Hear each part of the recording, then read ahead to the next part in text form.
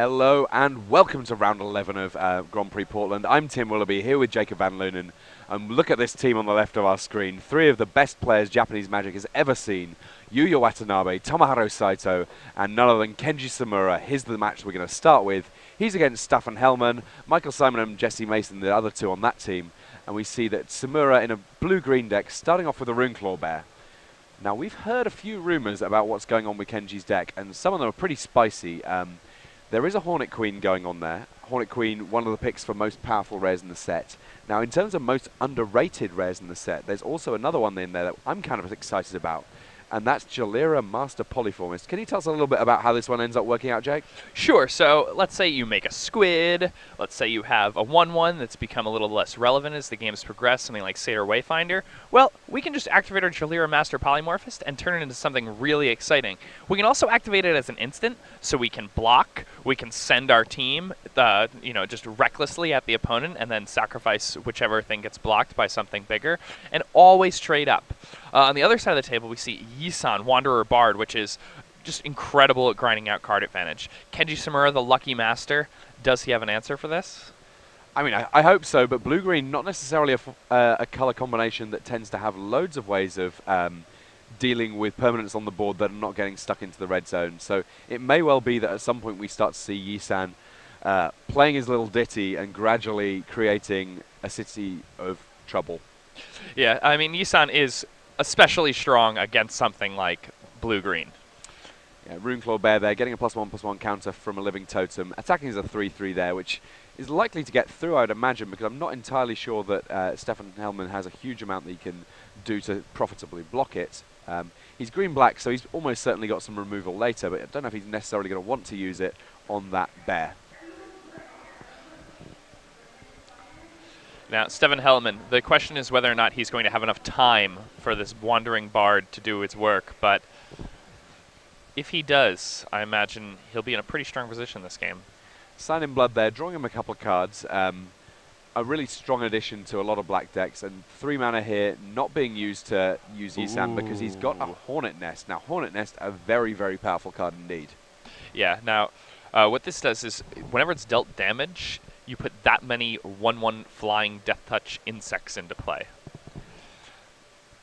Yeah, and certainly flying Death Touch into insects, some of the more problematic creatures in the format, they can block and kill anything, and if there's no blockers for them, they can just swing in for the win in the air. Does absolutely everything you need it to. I know it's a card that you've been thinking about for Constructed a little bit, that Hornet Nest. Oh yeah, I just really want a Court of Calling it, and when my opponent attacks me with an Obsidat or a Polychronos, and then I can just deal them 1 trillion damage with Perforos, God of the Forge. It's my plan. There's actually a column going up on Channel Fireball about that tomorrow. Awesome. Yeah, written by some really handsome dude. I don't write anymore.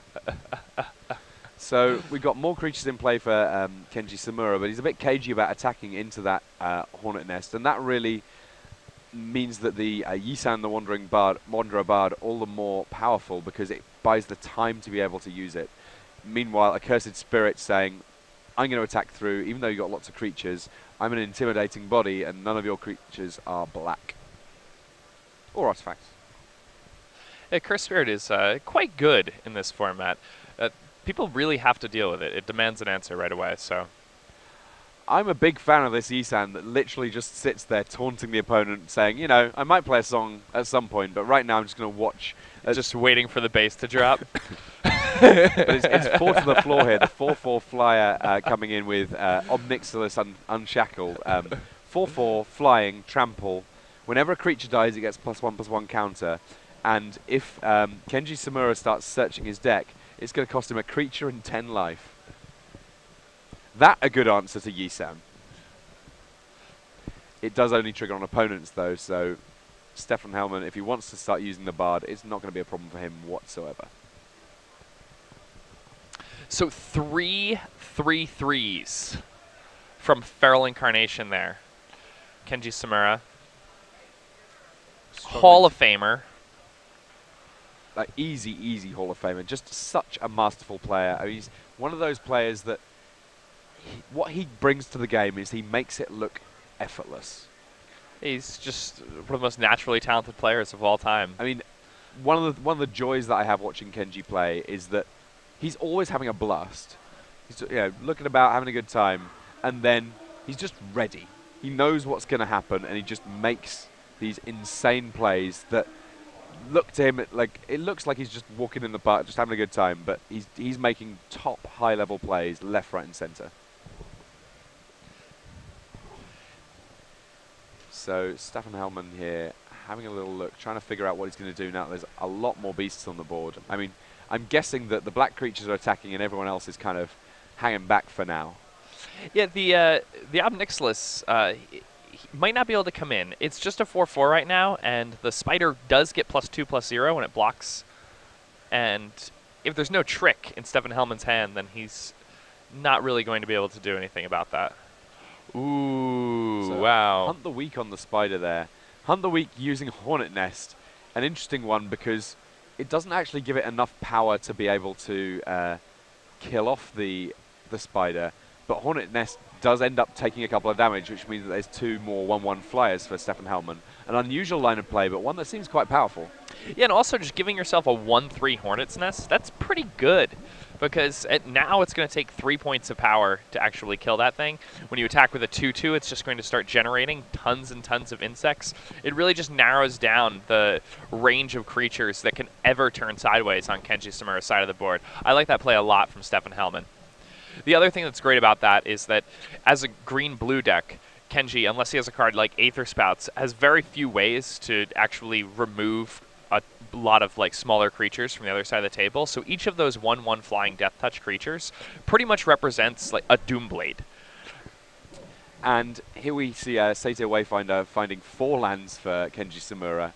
He takes just the one, the island, puts it in play. He's got the double blue now that any of his spells that he needs to hit that mana cost for, he's able to cast. And look who it is. We mentioned her earlier on. Jalira comes down and immediately starts working on some Convoke action, joining a Siege Worm into his team. Excited to see some polymorphing action. Now, Jalira Master Polymorphist does not search a library. It simply reveals cards off of the top of it. So it will not be making Obnixilis into a potentially game-ending body. However, I mean, it does mean you're rolling a dice every time you activate it. Yes, and I don't think we'll be seeing it activated very often here, given that Kenji just doesn't really have very good attacks. One thing that's nice about Jalira here, though, is that when Kenji does make a nice big attack, whatever Hornet's Nest ends up blocking, Kenji can just sacrifice that to the Jalira and then not deal damage to the Hornet's Nest and search his library for a new creature. So that is one interesting interaction that's going on with Jalira in this game. Yeah, and basically the thing that pushes Jalira over the top is the fact that that ability can be played at any time whatsoever, which means that it's a great response to any removal, any kind of trickery from the opponent. Many of the times you'll see this sort of thing end up being sorcery speed, and it just sort of, it dramatically changes the power level of the card. Definitely. You can become anything if I just put my mind to it. So Jalira there, chilling out, just a 2/2, but a 2/2 with a very powerful ability. Meanwhile, Accursed Spirit, the most clear path to victory at the moment for Staffan Hellman. Now he's got a second one, effectively that representing a 2-turn clock against Kenji Tsumura. The little rub as he puts the card on the table before he draws it. He wants this one to be a lucky one. We was hoping for that 7th land. I think he has Hornet Queen in hand, right? He certainly has Hornet Queen in his deck. I haven't seen his hand recently. Kenji one that's not going to give away any information to us or his opponents.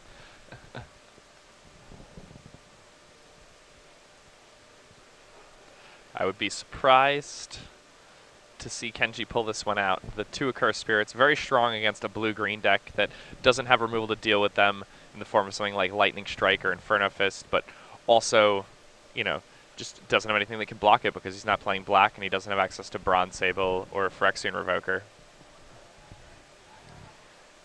So, I mean, yeah, Kenji in a little bit of trouble here. It's funny to say it when there's this many creatures on the board, but yeah, he's going to have to find something pretty decisive here. I mean, the interesting thing is that in many sets there would be an overrun which would be perfect. This set does have Overwhelm, but Overwhelm does not grant Trample, and that's kind of the area where he's lacking. This is a fairly stalled board, and what he really needs to be able to do is come over the top. I mean, and obviously an Ether Spouts or similar would be fantastic, but realistically, he's drawing pretty thin, I think. Yeah, Hornet's Nest really has just been the all-star of this game. It was just essentially a brick wall here. If Kenji were ever to attack into that Hornet's Nest, then he would just be giving his opponent a ton of removal spells that are essentially hard removal. And that's what I was talking about before, about the Hunt the Weak being very strong there, giving him the 2 flying Death Touch insects. Those flying Death Touch insects against blue-green, it's just too much. And we see there Yi-san activated up to 2 verse counters, but not able to find anything. All of the 2-drops either in Staffan Hellman's hand or in on his battlefield in his graveyard. But I guess also potentially he might be thinking, well, I'm kind of winning this game. I want to get up to a higher level on Yi-san. I don't want to give any information away that I don't have to. Searching and not finding. He may just have a bunch of 2-drops in play. Right? Well, I guess he only has Wayfinder. Maybe his deck's just extremely light on 2-drops. So the Accursed Spirits continuing their inexorable path towards Kenji Tsumura. Ooh, well, the vampire that just came down. The Shadowcloak Vampire? Yes, that is going to be very strong here. I mean, as another flyer, it can trade with that spider, then the Obnixilis becomes large enough to get in. So even if Kenji does have a way to deal with these Accursed Spirits that are lethal for the following turn, he's still going to be in a world of hurt. So into the void there, sending Obnixilis back. What's next? Jalira's doing her thing. There's a Frostlinks, not the worst. Could definitely have been worse. Yeah, had Kenji activated that but at the beginning of combat, perhaps he would have been able to tap down an Accursed Spirit. No way he could have known that that would be his top creature. But Kenji's definitely looking to get lucky to win this game. Yeah, I mean, sometimes you just know you have to do something, and being able to flip to the top card, you know, it might work out. You'll take it at this point. It looks like Yuuya Watanabe, currently ranked 11th in the world, also a game up at the moment against Jesse Mason. That's the first game to finish here in this match. And let's talk for a second about just how strong this Japanese team is. You've got Yuuya Watanabe, Tomoharu Saito, and Kenji Tsumura. Just all of them masters of the game of Magic the All Gathering. previous players of the year at some point or another, I believe? I believe so, yeah. Yeah, Yuuya Watanabe, multiple-time player of the year, 2007 Rookie of the Year. He only started playing professional Magic in 2007, and he is already considered definitely top 5 all-time greatest Magic players. Yeah, he's a slam dunk for the Hall of Fame when he eventually becomes eligible, many moons from now. And yeah, the first player to win a game in this series between the Japanese team and the Americans. So Kenji makes a big attack here. Yeah, and this attack, the ability to tap that Hornet's Nest with Frostlinks just completely changed the dynamic of the game here.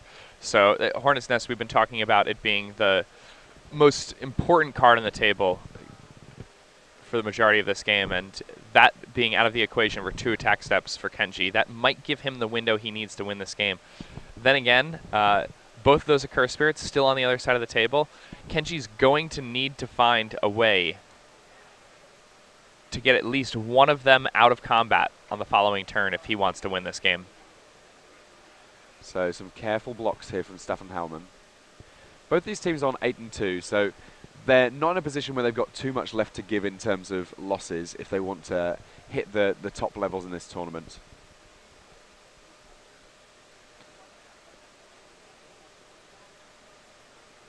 Ooh, it looks like Isan will be trading with Runeclaw Bear here. Not very often you get to say that sentence. No, not at all.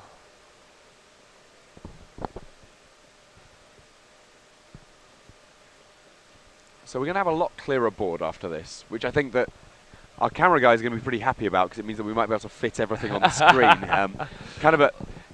We expect it from a blue-green deck that it will continue to plop threats onto the board and won't necessarily remove them from the opponent's side of the board. But yeah, the green-black deck has been underperforming, to my mind, in terms of actually killing things. Yes, it can do a very good job of making the game go long, but those accursed spirits, they take 7 turns by themselves to win the game, and 3.5 when they're in tandem. I mean, one of the interesting things to me about Hellman's deck is that basically, because of having Yi-san, there's a very good potential to effectively give away a large proportion of what your best cards are in the first game. I mean, obviously, you want to win that game one way or another, so you're not going to not fetch the good cards. But in a best of 3 where you're playing against some of the best players in the world, you kind of want to do exactly enough and not give away more information than you have to. Nissan failing to find yet again. Kenji quite lucky that the Hornet's Nest wasn't in his deck. He was searching up Hornet's Nest with the Wandering Bard as a surprise. Yeah, that's everything I love about this game. So a much, much, much clearer board here. 2 Accursed Spirits, 1 Hornet's Nest with a +1/+1 counter for Staffan Hellman, down to 10 life, but Kenji Tsumura on just 5 here, and he's not exactly got a particularly busy board either, but wow, he finds the Hornet Queen, shows it off, and is, to be honest, probably a little salty about showing it off, because it's not enough to able to get him back in the game and stop those Accursed Spirits. So Staffan Hellman wins the first game up against Kenji Tsumura, and it looks like Tomoharu Saito has just won his game 1 against Michael Simon. So I think we're going to jump across to see what Yuuya is up to. And Yuuya has a blue-black deck here with Illusory Angel and Jurabai Worklurker in play, while on the other side of things, blue-white, Paragon of the New Dawn, Research Assistant, and that there, a Sungrace Pegasus, currently a 2/3 thanks to the Paragon. Yes, but a pair of Planeswalkers ticking up there for our multiple-time player of the year, Yuuya Watanabe. Liliana Vess and Jace, the Living Guild pack, both going to work here. Liliana now at 8 counters, ready to go ultimate. Oh, Jace my goodness. At 9. I mean, Jace's ultimate also very much achievable. Yeah, and Jace's ultimate is a one-sided time twister, I believe. Well, it leaves your opponent with no cards and leaves you with 7, which is generally pretty good when you're playing a game of Magic the Gathering. Oh, Yuuya. He's having fun. I was speaking to David Ochoa. Yesterday, Ochoa had Liliana Vess, which I believe he managed to ultimate 6 times over the course of the day. And he just said he was having the best time. And it's just so good in Limited. It's one of those Planeswalkers that when you take up to that amount of loyalty in Limited and you're just churning out card advantage with it, it really forces your opponent to no longer be aggressive, to no longer attack your life total. Meanwhile, you're generating card advantage. So what's the most tilting kind of Jace ultimate? The one that forces you to shuffle away your own Jace. It looks to me like Jesse Mason has 1 card in hand, and that is Jace the Living Guild Pact. He's only got 1 island in play. Oh, Liliana forces him to discard it. That works too. Oh, this is just going to be a heartbreaker for Jesse Mason. Yuuya won game 1, and you're quite happy to say, I'm just going to tick up all these Planeswalkers. Look how many dice I'm using. Oh my goodness, it is just Dice City over there. So total loyalty, we're at 19 right now.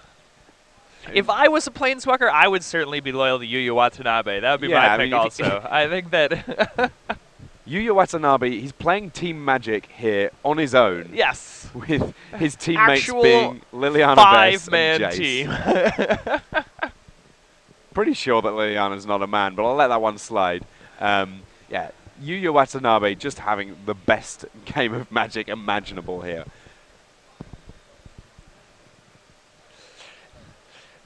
These decks look like so much fun, the Japanese decks I mean, I tell you what, I really want to play some Team Sealed, because all the decks that we've seen all weekend look just awesome. And they are awesome because you're kind of going, we have this many more cards with which to build our sealed decks. I mean, one super high roller format that I've only played a couple of times that is a blast if you ever get a chance is box sealed. You get 1 box of product and you make these mini constructed decks. I've done that before. It's very, very fun.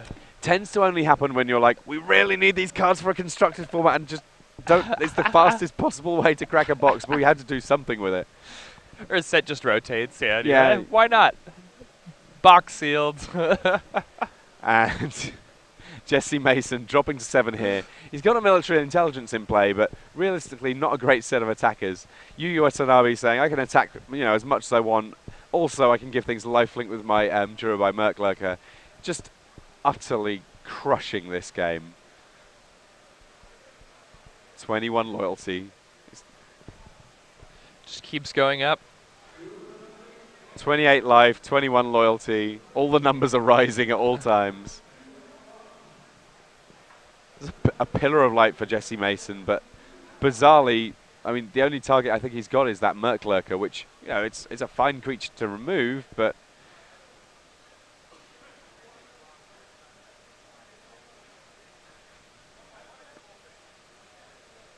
he gets to play it in response to Liliana. There's an Illusory Angel lurking underneath that squid. The hidden Illusory Angel. We didn't even know it was real. We thought it might be an illusion. It's an illusion. Now it's just a memory, of course, exiled by that pillar of light. Tim, I'd expect you to be significantly less likely to be fooled by an illusion. Not playing to type today, unfortunately.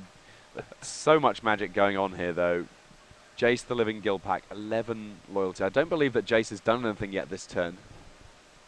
Just chilling out and watching Liliana at work. Just casually at 11 counters. Yeah. Hanging out. He's one of the faces of the set. He's just here for the image rights. Yeah. Just living Gilpack. That's what he is.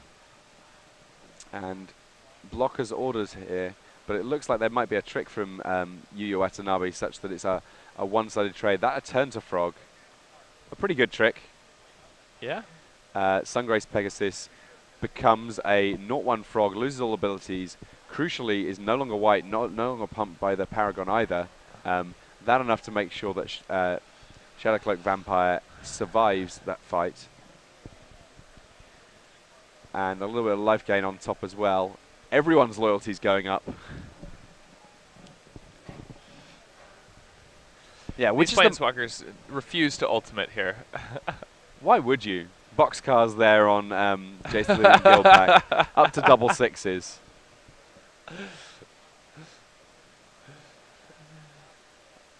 And, yeah, Yuuya Watanabe quite happy to say, yep, the top card of my deck's always going to be great. The card in your hand is always going to get discarded. I'm always going to keep attacking with various bits and pieces. I'm having a good time. I don't mind drawing this game out a little bit because I don't think you're coming back. And in the meantime, I can just wait and see what happens for my teammates. Frostlink's coming down here, buying a small reprieve for Jesse Mason, but Jesse Mason on 5 life. That reprieve not really going to help him for too long. No, it's looking like this one is in the books at this point. Yeah. Let's tap a lot of lands. There's a Covenant of Blood. Not just going to the head, killing off the Paragon. Well, at this point he's having fun. He is. Yes. At least one person at this table is having a lot of fun. Liliana. Oh, he's double going ultimating. ultimate. I'm so happy that his opponent is letting him go through with all of this on camera. Well, he's certainly single ultimating. So, Constricting Sliver comes along. Well, oh my goodness, I think this is easily the most exciting turn of Limited we've ever seen. Yeah, there's no way let's get that Jesse camera Mason back on is this. not I don't want to gonna miss let it. this all happen. All right, so now we've got a lot of creatures in play here. Ultimate that Jace the Living Gilpack you've for got us. to Come ultimate on. the Jace. Sad faces from Jesse Mason. Oh. And Yuuya there, big smile on his face. The first winner on this series, and I think we're going to get a chance to see a little bit of Tomoharu Saito here.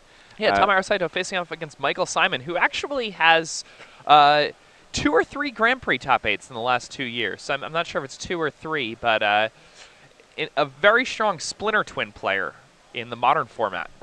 Splinter Twin, certainly a deck that there's a lot of intricacies to, and modern decks with huge amounts of lines of play, so certainly no slouch there, and it looks like Tomoharu Saito is scooping up his cards. We'll just double check on the results on that one. It may well be that that is now tied at 1-1. Just waiting for confirmation from the judges. We see Saito going to his sideboard. So many sideboard options for these decks. Just a mountain of mountains and red cards there available to him. A mountain of mountains. And we're going to go across and see a little bit more of Kenji. Yisan the Wanderer Bard in play again for Staffan Hellman, and a reasonably large attacking force available for Kenji Tsumura here.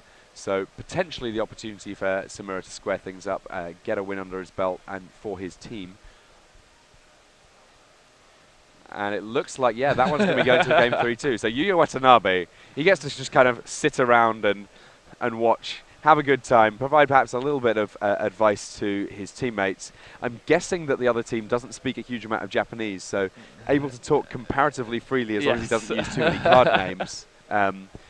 Meanwhile, Michael Simon there in the Is It shirt, not playing Is It colours, having a little think about what he's going to do against Tomoharu Saito, and Kenji Tsumura shuffling up, figuring out what he wants to do against Staffan Hellman.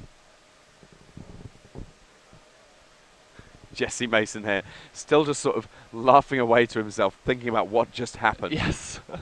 Really glad we got a chance to see that on camera, because yeah. It's rare you get to see that. You know, you play for months without seeing that type of board state in a game of Limited. Well, I did have a pre-release deck.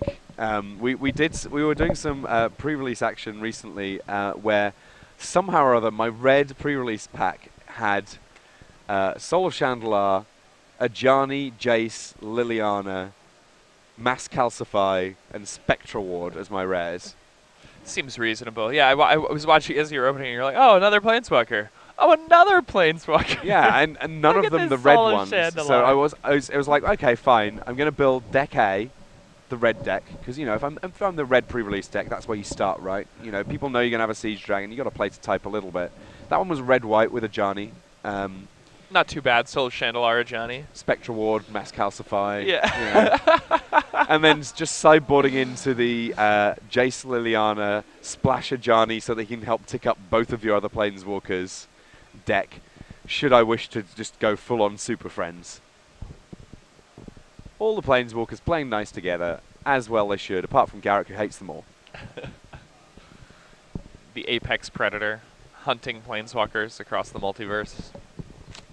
As far as That's he's just concerned, not very nice of him. He's playing the Chris Lambert plan. He believes there can only be one. He's not got a sword, he's got an axe, but, you know, he's got a similar plan aside from that. If there's going to be a pack, he wants it to be a pack of beasts that he's leading rather than a pack of Planeswalkers doing all sorts of naughty things like Yuuya Watanabe was. Yeah, I mean, it's a pretty rough curse. I think that's about the worst curse you could give somebody, is that, like, all of their beasts around them just, like, die of pestilence and stuff, what Liliana did to Garrick. It's pretty mean. I mean, yeah, and I mean, he's just an animal lover. You know, he's just hanging out with all of his, you know, dogs you can and respect elephants. that. Yeah, I can respect that. I can't imagine what it would be like if they were like, hey, if you get a dog, it's doomed. This is your curse. Liliana, not a very nice lady. Nate Price looks like he's about to cry. I think we need to move on to a slightly more happy topic here. Happily, we have at least 2 more games of Magic from 2 of the best players in the world. In the chat, I mean, at the moment they're both shuffling up. It looks like we're going to get a chance to see Saito first. In the chat, if there is someone you want to see a bit more of, then do let us know. Personally, I'd like to see a little bit of Tomoharu Saito. We didn't really see too much of his games before. No, we've not. Yes, Saito is looking at his opening hand. He's got land, he's got spells. And this is a red-white deck with Heliod's Pilgrim. And we might get a Broodkeeper chance to see Broodkeeper. Dragon tokens at the ready. Yeah, this is definitely one of the most powerful archetypes in M15 draft. I've had tons of success with it, and I was especially successful when the format first started and other people didn't know that these colors were so far superior to the others. So Foundry Street Denizen able to attack on the second turn as a 2-1 thanks to a pump from Generator Servant as it comes to play, a red creature coming to play, giving it +1 power. Borderland Marauder, though, going to be able to crack in as a 3-power creature. And actually 4 thanks to Kinsbell Skirmisher, though it looks like Tomoharu Saito might have missed his 3rd land drop. Not ideal for him. That's rough. I mean, we know that his hand has a ton of power with cards like Heliod's Pilgrim and Broodkeeper, but if he doesn't hit his 3rd and 4th land drop over the course of the first 6 or so turns, then he might find himself in a world of hurt against a deck that's playing aggressive cards like Generator Servant and Foundry Street Denizen. So plenty of cards in hand for Michael Simon, and with Generator Servant, if he draws a land, then potentially he's casting a hasty 5-drop this turn, which would be a pretty terrifying prospect for a player who's short on lands. It does look like he's got the lands. What's he got to do with them? Well, it's another Generator Servant. And that one getting Thunderhead. So all of a sudden, everything coming in, that Thunderhead giving haste, Hammerhand giving haste, meaning that everything's attacking in. The Kinsbell Skirmisher not able to block. A big swing there for Michael Simon. And this exactly the way to put the hurt on when your opponent's stuck on lands. Yeah, this is exactly what he wants his deck to do. Just already, Tomoharu Saito's life total down to 11 here. Just took a 7-point hit on the last turn. Can't afford to take too many of them. No, he cannot.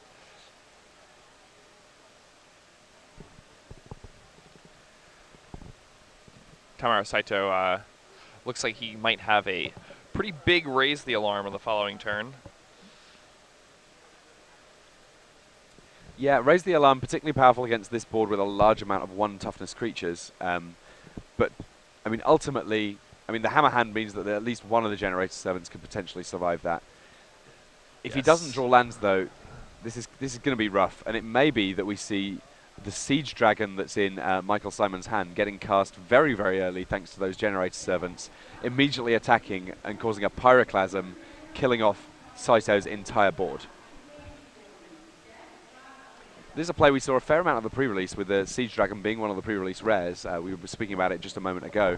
But yeah, a very, very powerful card, and thanks to Generator Servant, one that's able to come down far faster than many players might have anticipated.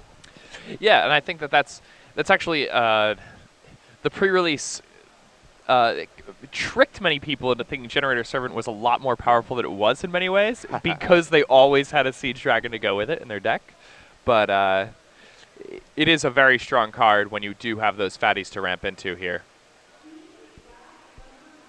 So Michael Simon having a little bit of a think. He's trying to decide whether or not he wants to sacrifice some of the creatures on his board in order to make this huge, huge threat. I mean, the biggest way that it could hurt him would be if there was a land and a Pillar of Light immediately following. It looks like he's going for a Heat Ray and just getting stuck in the old-fashioned way for a while.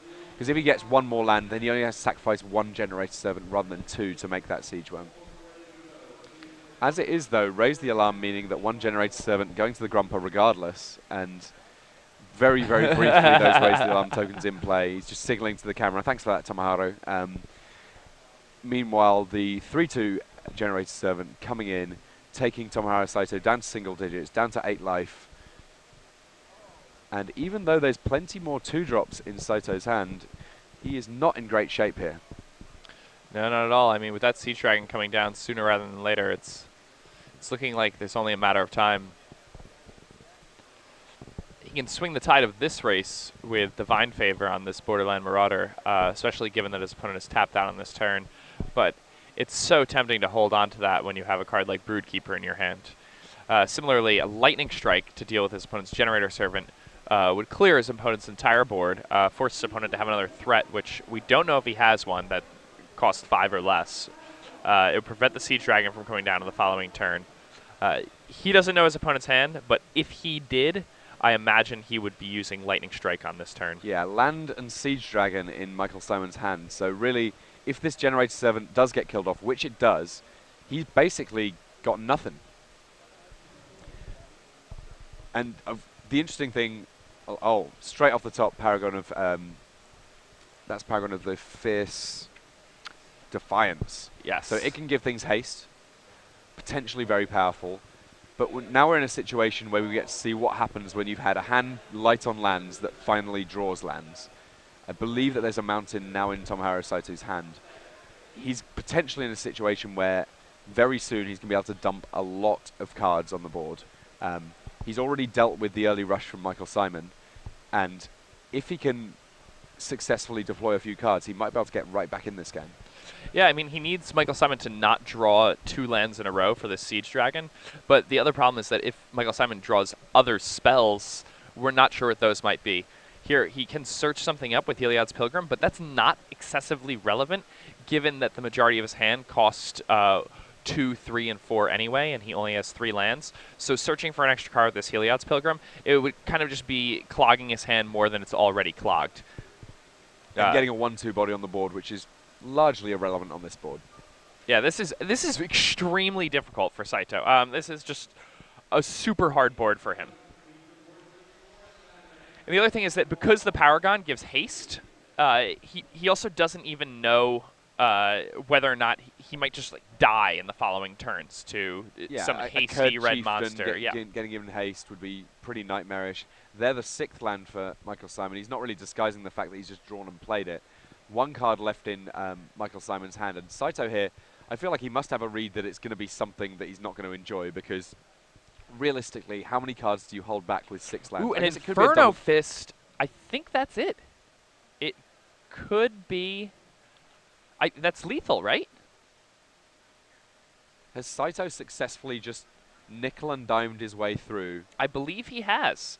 I mean, this is what happens when you build a deck with a really low mana curve, as Saito has. I mean, even when you're stuck on 2 lands for just a huge portion of the game, you can still win.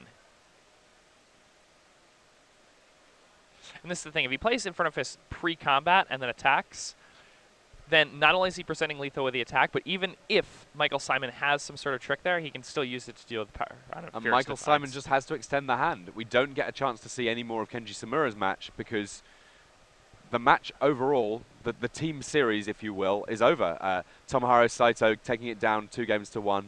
Yuuya Watanabe with his illustrious victory, 2-0 over Jesse Mason. Very